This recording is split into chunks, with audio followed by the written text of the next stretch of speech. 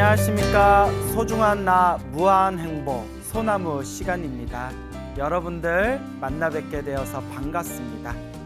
오늘도 여러분들에게 아주 재미난 이야기 또 전해드릴까 합니다.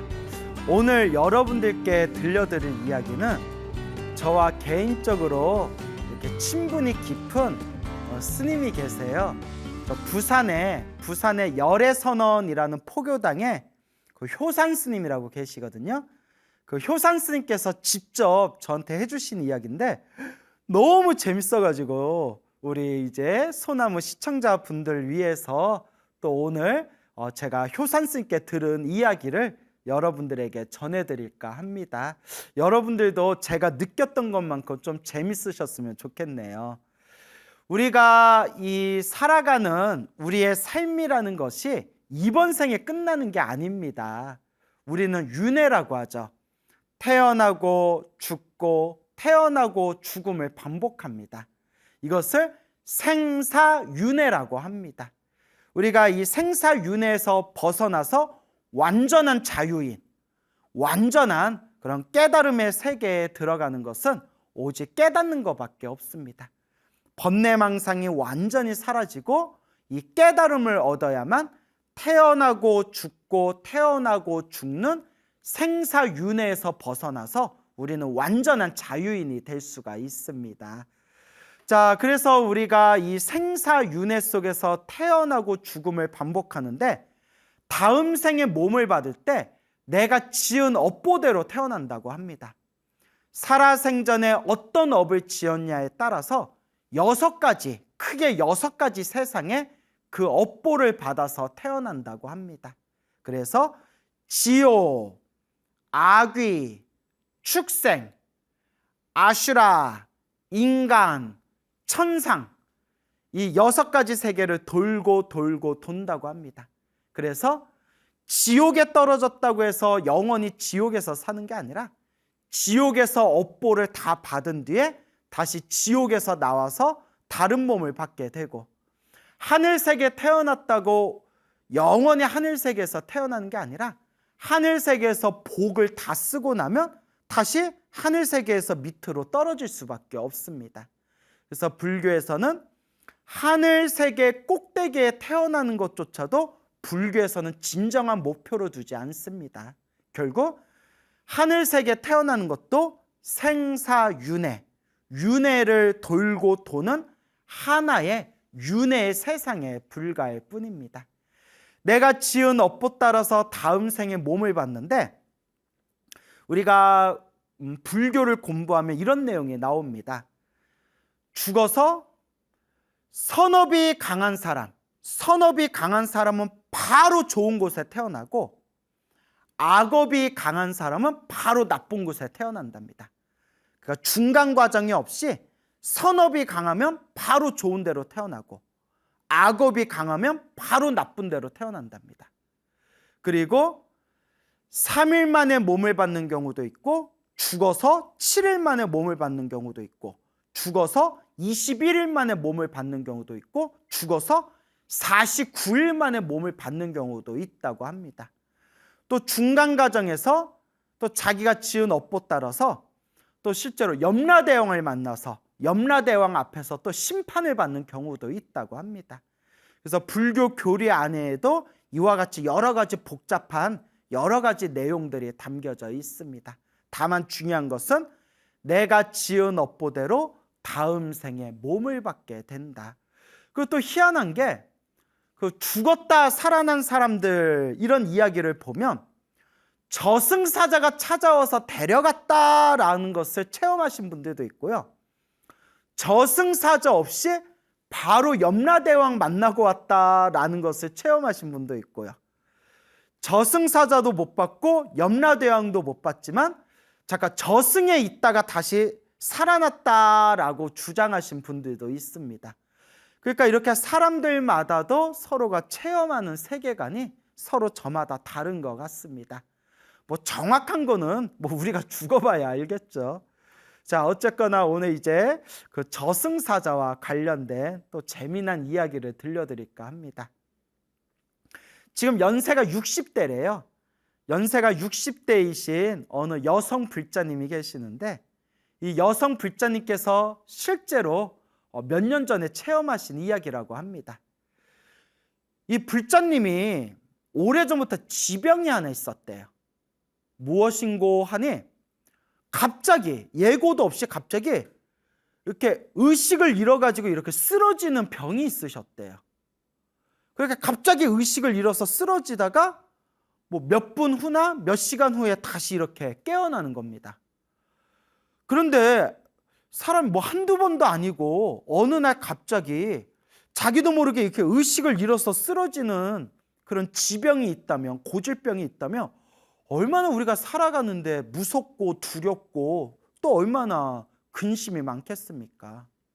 그래서 이 불자님이 큰 병원 여러 군데 다니면서 뭐 CT 촬영도 하고 뭐 MRI도 찍고 그렇게 아주 정밀 검사를 했는데도 원인을 찾을 수가 없다랍니다. 왜 그런지 원인을 찾을 수가 없대요. 우리가 뭐 특별히 육체적으로 원인을 못 찾으면 우리가 흔히 하는 말이 뭐 스트레스성이다, 뭐 심리적으로 문제가 있는 것 같다, 뭐 이렇게 또 말을 많이 붙이지 않습니까? 그러니까 이 불자님도 갑자기 그렇게 쓰러져서 의식을 잃어버리는 병이 있는데 병원에서는 그냥 아무 문제가 없고 원인을 찾을 수가 없더랍니다. 그러던 어느 날이었어요. 어느 날 이 불자님이 갑자기 의식을 잃어서 쓰러졌는데, 아이고, 이번에는 사단이 난 거예요. 이번에는 깨어나질 못하고 며칠 동안 의식을 잃은 상태로 있더래요.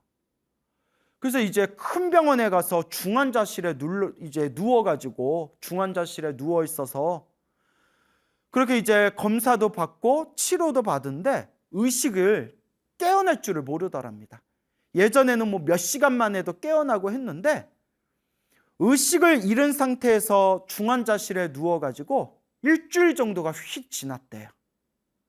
근데 이제 일주일 정도가 지나면서 넘어가면서 자꾸 맥박이랑 이 심장의 박동이 이제 점점 힘이 약해져서 뚝뚝뚝뚝 자꾸 떨어지더래요. 점점 이제 맥박하고 심장이 점점 떨어지더랍니다. 그러니까 의사가 심각하게 고민한 끝에 가족들을 부릅니다. 가족들을 불러서 끝까지 최선은 다하겠지만 마음의 준비를 하십시오. 상황이 굉장히 안 좋습니다. 마음의 준비를 하시기 바랍니다. 이제 차후의 문제를 고민하시기 바랍니다. 라고 이제 의사가 솔직하게 얘기를 하더랍니다. 그러다가 이제 가족들도 막 심란하고 이거 어떻게 해야 되지 하고 있을 때 며칠 만에 이 불자님이 눈에 딱 뜬 거예요. 의식이 돌아왔어요. 난리가 났겠죠. 막 엄마 깨어났네, 뭐 여보 일어났네, 너무 다행이다 하면서 이제 그 가족들이 다들 이제 기뻐했겠죠. 근데 이제 나중에 그 불자님이 아주 놀라운 이야기를 하더랍니다. 자, 그 불자님이 하시던 말씀이 병원에 누워 있을 때, 의식을 잃고 있었을 때 그 사이에 아주 생생한 꿈을 꿨대요. 아주 생생한 꿈을 꿨는데 여기가 어딘지도 알 수 없고 시간도 전혀 느끼지어지지 않는 그런 어떤 시커먼 곳에, 엄청 드넓은 시커먼 곳에 검은 시커먼 강물이 흐르고 있더래요. 강물이 아주 껌껌한 새까만 곳에 엄청나게 큰 강물이 흐르고 있는데 그 강물 위에 자기가 하얀 옷을 입고 이렇게 걸어가고 있더래요. 하염없이 걸어가고 있는데 여긴 어디지? 난 누구지?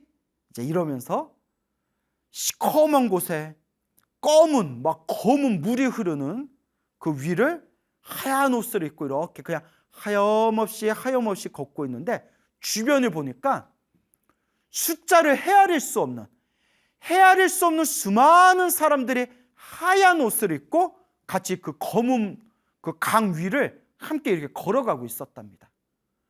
그 도저히 시간과 공간도 느껴지지 않는 곳에서 하얀 옷을 입은 수많은 사람들과 함께 검은 물을 이렇게 건너오고 있는데 저 눈앞에 아주 하얀색 거대한, 엄청나게 거대한 문이 보이더래요.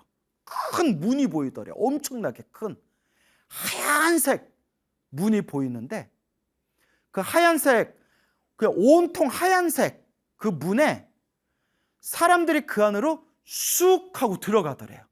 이렇게 그냥 쑥 하고 이렇게 들어가더랍니다. 그 하얀색 빛 속으로 들어가면 안에 어떻게 생겼는지, 안에 무슨 일이 생기는지는 전혀 보이지가 않더래요. 그냥 강물 위를 걷다가 그 하얀색 문 안으로 사람들이 쑥 들어가고 쑥 들어가고 쑥 들어가더래요. 그래서 이 불자님도 걷고 걷다가 그 하얀색 문 앞에서 딱 들어가려고 하는데 몸이 띵 하고 튕겨져 나가더래요. 몸이 퉁 하고 튕겨져 나가더래요. 남들은 쑥 들어가고 옆에 있는 사람도 쑥 들어가는데 자기만 팅 하고 튕겨져 나오더래요. 그래서 한 번, 두 번, 세 번 안으로 들어가려고 할 때마다 팅 하고 튕겨지고 팅 하고 튕겨져 나오더래요. 그래서 문 안에 못 들어갔대. 그 하얀색 문 안에를 자기가 못 들어가고 있는데 순간 장면이 휙 하고 바뀌면서 불자님이 자기가 이렇게 응급실 중환자실 침대에 이렇게 누워 있더래요. 그 병원에 누워 있는 거예요. 병원에 이렇게 누워 있어서 여기 병원인가? 내가 꿈을 꿨나? 하고 있는데 옆에 누가 앉아 있더래요. 누구지? 하고 이렇게 딱 쳐다봤는데 검은색 모자를 쓰고 있고요. 검은색 모자를 쓰고 있고 검은색 양복을 입고 있더래요. 새까만 양복을 입고 있고 얼굴이 옛날 전설의 고향이라는 프로에 봤을 때 그때 전설의 고향에 나온 저승사자랑 똑같이 생긴 사람이 검은색 모자에 검은색 양복을 입고 자기 옆에 이렇게 앉아 있더래요. 의자에 딱 앉아서 자기를 이렇게 바라보더래요. 제가 이야기를 딱 듣는 순간 야, 저승사자들도 시대의 흐름에 맞춰서 패션이 바뀌는구나. 옛날에는 새까만 가세, 새까만 한복, 두루마기를 입고 나타났는데 이제 보살님은, 불자님은 그 검은색 모자에 검은색 이렇게 양복 같은 걸 입고 있더래요. 그래서 누워있는 자기를 이렇게 바라보면서 이렇게 이야기하더래요. 네가 지은 복이 있어서 너를 다시 돌려보내주는 것이다.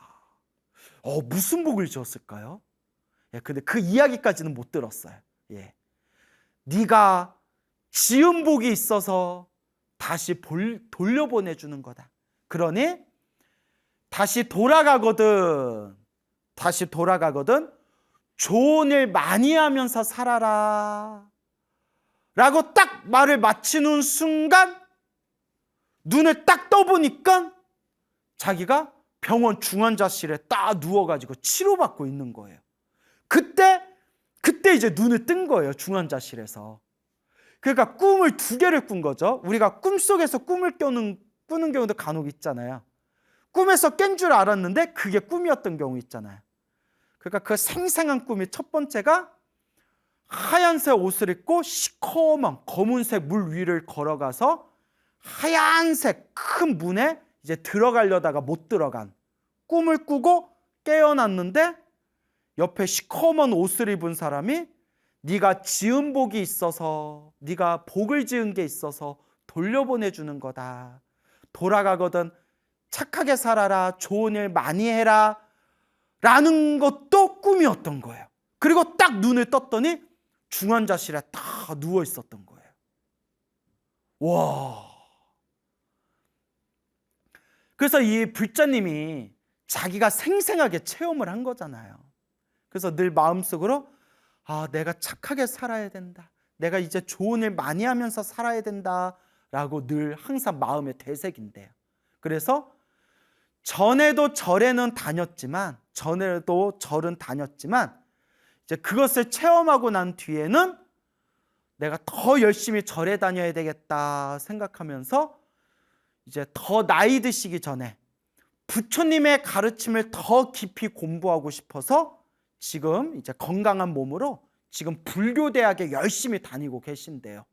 와, 너무 재밌지 않나요? 저 이 이야기 듣고 너무 재밌어가지고 너무 신기하다.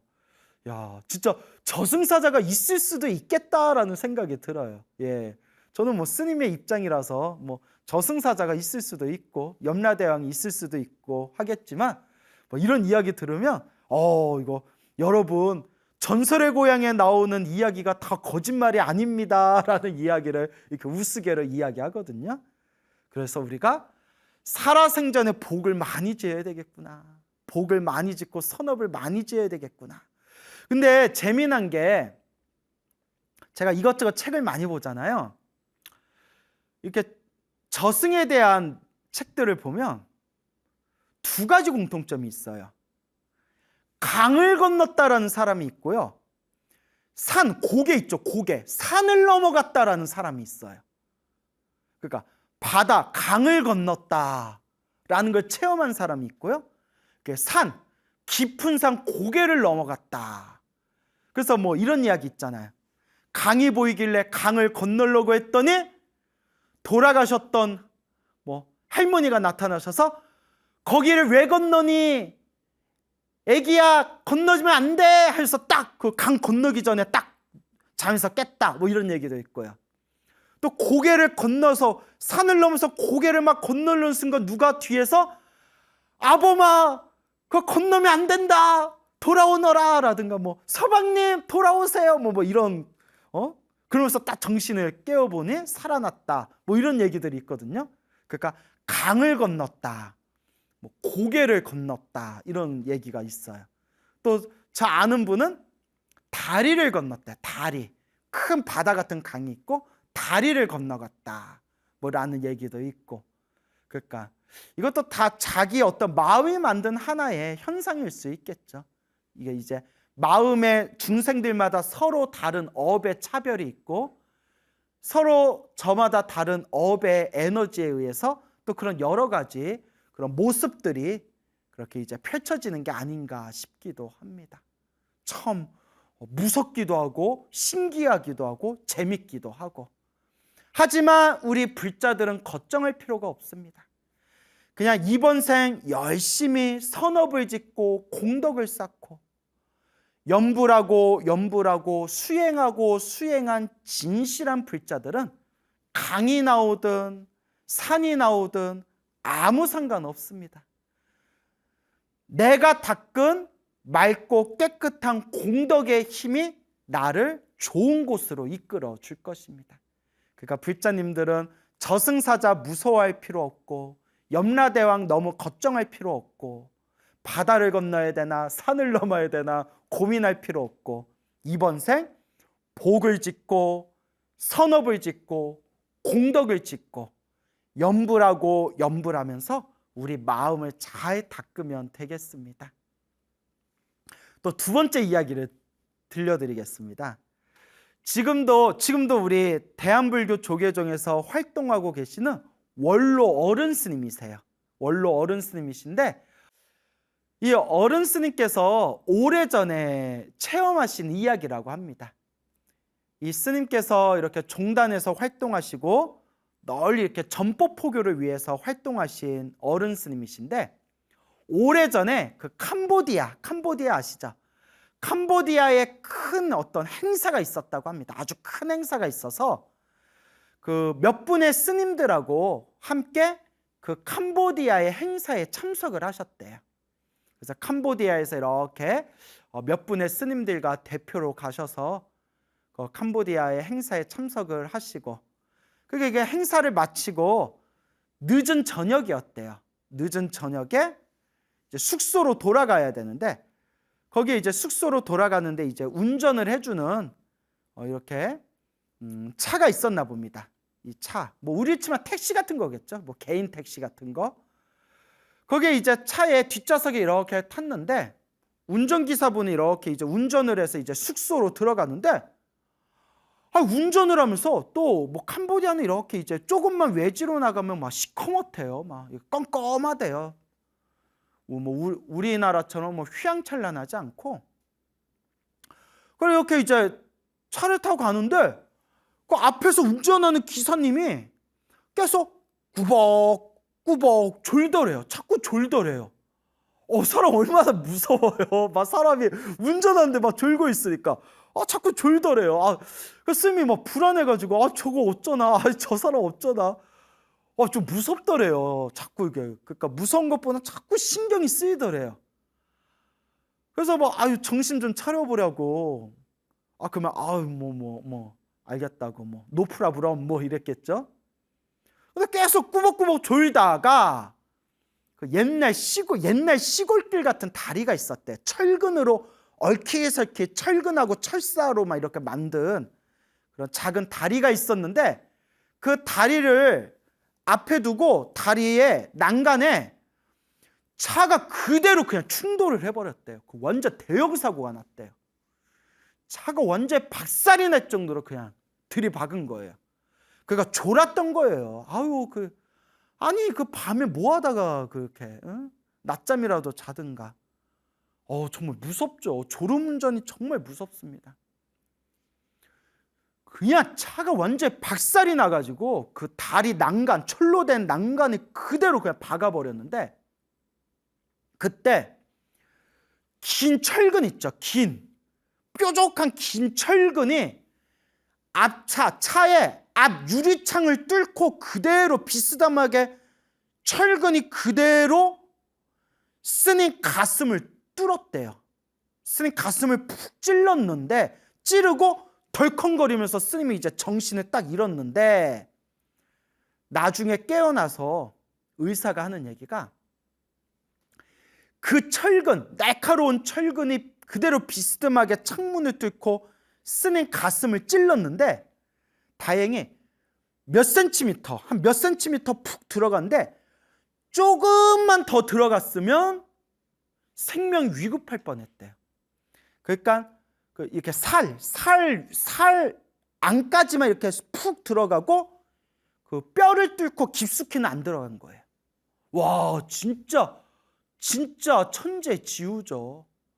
의사가 조금만 더 들어갔으면 정말 위험할 뻔했다. 정말 이건 기적이다. 행운이다. 막 럭키 막 이랬겠죠. 제가 아는 영어가 럭키밖에 없어서. 그래서 이제 근데 그때 스님이 이제 정신을 잃었거든요.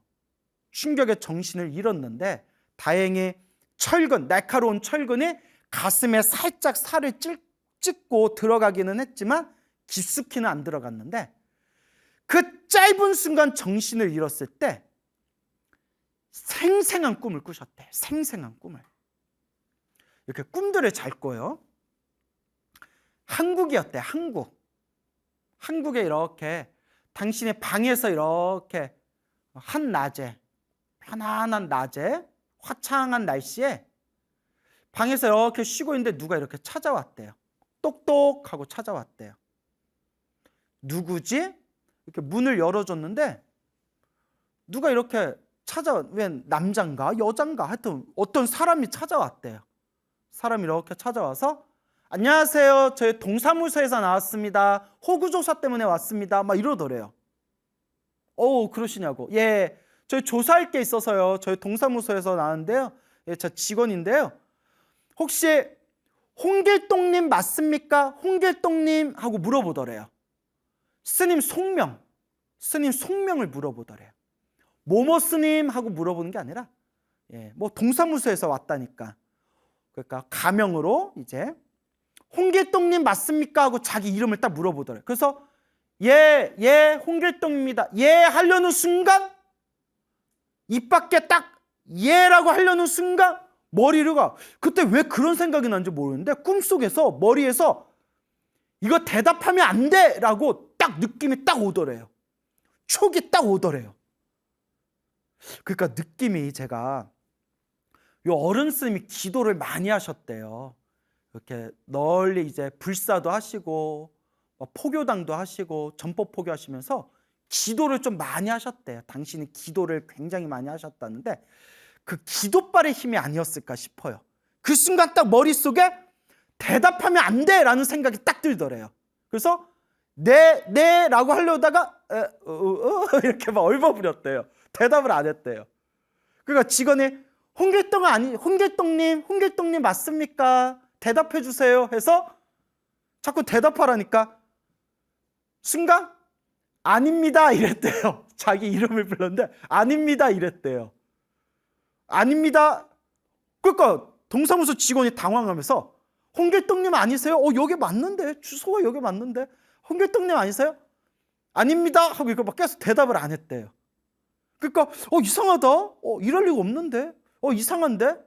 그리고 3번을 물어보더래요. 3번. 홍길동님 아니세요? 홍길동님. 스님이 3번을 물어본데 대답을 안 했대요. 끝까지 대답을 안 하니까 직원이 당황해하면서 이상하네 하면서 잠에서 딱 깼대요. 그리고 의사가 나중에 이게 조금만 더 깊이 들어갔으면 생명이 위급할 뻔했습니다. 이렇게 대형 사고가 나는데 이 정도로 끝난 거 정말 대단한 겁니다. 기적입니다. 그리고 옆에 같이 타셨던 분은 굉장히 크게 다치셨는데 다행히 생명은 사셨대요. 다행이죠. 근데 엄청 크게 다치셨대요. 근데 스님은 그 철사가 가슴을 뚫고 들어왔지만 가까스로 이제 안에서 딱 멈춘 거예요. 위급하지 않을 정도로. 나중에 어른 스님께서 하시는 말씀이 옛날 어르신들 하는 말씀이 저승사자가 우리 죽을 때 저승사자가 찾아오면 아무개야 라고 이름 3번을 부른대요. 이름 3번 부를 때 예이 하고 대답하면 데려간다는 거예요. 우리 전설의 고향에 그런 내용 있고, 여러분 이런 내용 있잖아요. 우리 예전에 이런 책 같은 데 보면 누가 저승사자가 3번 부르면 대답하지 말아라. 막 이런 얘기 있잖아요. 그리고 막 이거 무서운 얘기인데 산에 혼자 걸을 때 뒤에서 정체를 알 수 없는 사람이 내 이름을 3번을 부르면 저 뒤돌아보지도 말고 대답하지도 말아라. 이런 공포 이야기 있거든요. 그러니까 그 스님께서 저승사자가 찾아오면 데려가려는 사람 이름을 3번 부른다는데, 그때 꿈에서 동사무소 직원이란 사람이 자기 이름 물어봤을 때 예 하고 대답했으면 야 이거 나 이거 저승에 가는 거였나? 뭐 이런 얘기를 하시더래요. 근데 우리 전설의 고향에 이런 이야기 있지 않습니까? 이 얘기 들으면서 그래서 이제 그 스님도 반 우스개로 그러니까 니들도 모르는 사람이 와서 이름 3번 부르거든 대답하지 말아라. 그래서 이제 제가 이 얘기 듣고 저는 뭐라고 생각하냐면, 누가 내 이름 부르면 제가 성이 김씨거든요. 김광우 씨 하면 아미타불 김광우 씨 하면 아미타불 이렇게 아미타불 부르려고요. 예, 웃자고 한 말입니다. 그러니까 어떻게 말 재밌으셨죠? 2가지 이야기를 드렸는데, 그래서 옛날 큰 스님들 법문에 이런 내용이 나와요. 사람이 죽기 직전에 내 업 있죠. 내가 그동안 내 마음에 저장되어 있던 그 업의 에너지가 튀어나오게 되지 않습니까? 그래서 활활 타오르는 불, 활활 그냥 화탕지옥처럼 활활 타오르는 불을 보거나, 끔찍한 그런 악귀들, 귀신들이 사람이 죽기 직전에 활활 타오르는 불을 보거나 흉측한 악귀들, 귀신들이 보이면 그거는 지옥에 떨어지는 징조라고 합니다. 지옥에 떨어지는 징조. 그래서 여러분, 사람이 죽기 전에 이거 불자님들 꼭 알아두세요. 이거 중요한 겁니다. 사람이 죽기 직전에 막 손발을 휘저으면서 막 눈을 부릅뜨고 막 손을 휘저으면서 막 왜 그래요? 날 잡으러 와. 막 불이 보이고 막 귀신들이 나 잡으러 와. 막 이런 사람들이 있어요, 실제로. 그럴 때 아이고 이거 막 지옥으로 끌려가나 보다. 그때 간절하게 염불해 주래. 귀에다 대고 자 오직 부처님한테 집중하세요. 그 눈앞에 보이는 귀신들 보지 마시고 오로지 부처님한테 집중하세요 하고 아미타불 계속 염불해 주래요. 그게 이제 큰 스님들 법문에 나와요. 그래서 큰 불이 보이거나 막 악귀들이 보이면 지옥에 떨어지는 징조고, 막 이렇게 막 새가 보이거나 무슨 이렇게 짐승이 보이거나 큰 들판 있죠. 큰 들판이 보이거나 큰 들판에 그러면 이제 축생으로 태어날 확률이 크대. 축생. 그리고 돌아가신 조상님이나 돌아가신 어른이 보이는 경우, 뭐 돌아가신 할아버지 할머니가 어서 와, 이제 떠나야지 어서 와 한다든가, 그러니까 옛날에 죽었던 분이 보이는 경우에는 이제 다시 사람으로 태어날 확률이 크답니다. 그리고 환하고 아름답고 맑고 깨끗한 세상, 그런 세상이 보이면 이제 하늘 세계에 태어날 확률이 크다고 합니다. 하지만 정말 염불 수행을 열심히 한 사람, 수행을 열심히 하는 사람은 부처님이 보인답니다. 불보살님이, 부처님이나 보살님이 보인대요.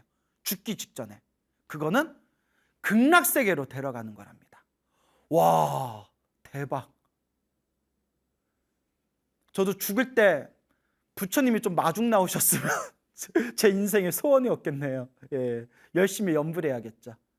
그래서 명심하세요, 여러분. 우리가 저승사자를 만나고 염라대왕을 만나서 염라대왕 앞에서 심판을 받게 되지 않습니까? 그래서 여러분, 불교설에 보면 이런 내용이 나와요. 살아생전에 금강경, 법화경 기도를 많이 한 사람들은 염라대왕이 자리에서 일어나서 마중 나간답니다. 염라대왕이. 그런 불교설화가 엄청 많아요, 여러분. 막 몇십 개가 있어요.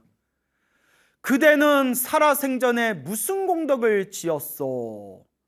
예, 평생 금강경을 독송했습니다 하면 염라대왕이 벌떡 일어난대요. 참으로 훌륭하십니다. 훌륭하십니다. 그래서 심지어는 이런 내용이 나와요. 저승사자가 사람을 데리고 염라대왕 앞에 갔는데 염라대왕이 그대는 살아생전에 금강경을 많이 읽어서 그대 명이 좀 남아가지고 다시 돌려보내주겠소. 금강경 더 열심히 읽으시오 하고 돌려보냈더니 이 사람이 집에 돌아와서 저승사자한테, 저승사자님, 저 왔다 갔다 저승길 데려다줘서 고마운데 제가 은혜를 어떻게 보답할까요? 하니까 저승사자가 이렇게 얘기하더래요.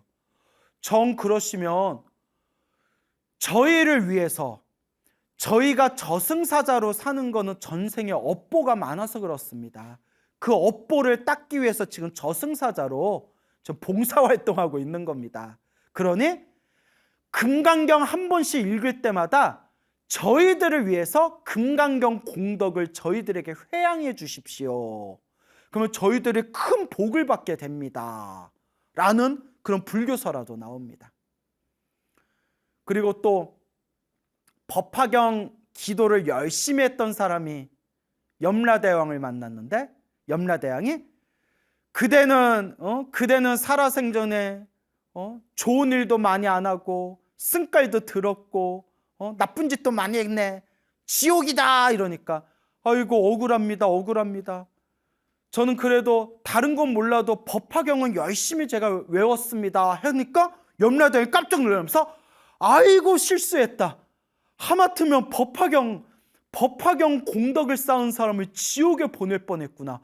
아이고 큰일 날 뻔했다 하면서 아우 다시 돌려보내 줄 테니 법화경 열심히 기도하시고 제발 다시 올 때까지 제발 좋은 일 좀 많이 하십시오 뭐 했다는 그런 믿거나 말거나 불교설화 이야기가 굉장히 많아요. 그래서 이런 내용이 나옵니다. 우리 저승에서는 금강경, 법화경 독송한 사람들을 최고로 칩니다. VIP로 모십니다 라는 불교설화 내용도 나옵니다. 그건 아마 우리 중국 불교권에서는 기본적으로 금강경, 법화경을 되게 좋아했기 때문에 이런 영엄설화가 많이 생긴 게 아닌가 싶습니다. 예. 그러니까 여러분들도 금강경, 법화경은 저승사자들도 부러워하고 염라대왕도 자리에서 벌떡 일어나서 마중 나갈 정도로 금강경, 법화경 기도한 사람들 최고로 친다니까 여러분들 열심히 그렇게 부처님 가르침 닦으시기 바랍니다. 그런데 평생 극락왕생 아미타 부처님 극락세계에 태어나기를 발언하면서 아미탑을 염불한 수행자들은 죽어서 저승사자도 안 만난대요. 죽어서 염라대왕도 안 만난대요. 극락세계에 태어나기를 발언하면서 오직 염불한 불자는 저승사자도 패스, 염라대왕도 패스, 아미타 부처님과 관세음보살님과 대세지보살님이 직접 마중 나가신대요. 선제로다 선제로다 평생 염불수행을 했으니 그 공덕의 힘으로 마땅히 아미타 부처님과 보살님의 인도를 받아서 저 연꽃 세상에 태어나리라. 그래서 염불을 열심히 한 사람들은 그냥 하이패스로 부처님의 마중을 받으면서 극락세계로 바로 태어난다라는 또 내용이 나옵니다. 어떤 기도를 하든 부처님을 향한 간절한 기도는 하나로 통합니다. 천수경도 좋고 지장경도 좋고 금강경, 법화경도 좋습니다. 아미타불 연불도 좋고 관세음보살 연불도 좋고 지장보살 연불도 좋습니다. 하지만 꼭 명심하십시오. 우리는 언젠가 죽습니다, 여러분. 막말로 이런 얘기하면 참 무서운 얘기지만 막말로 내일 죽을지 혹은 내일 모레 죽을지도 모르는 게 우리네 중생의 인생살입니다.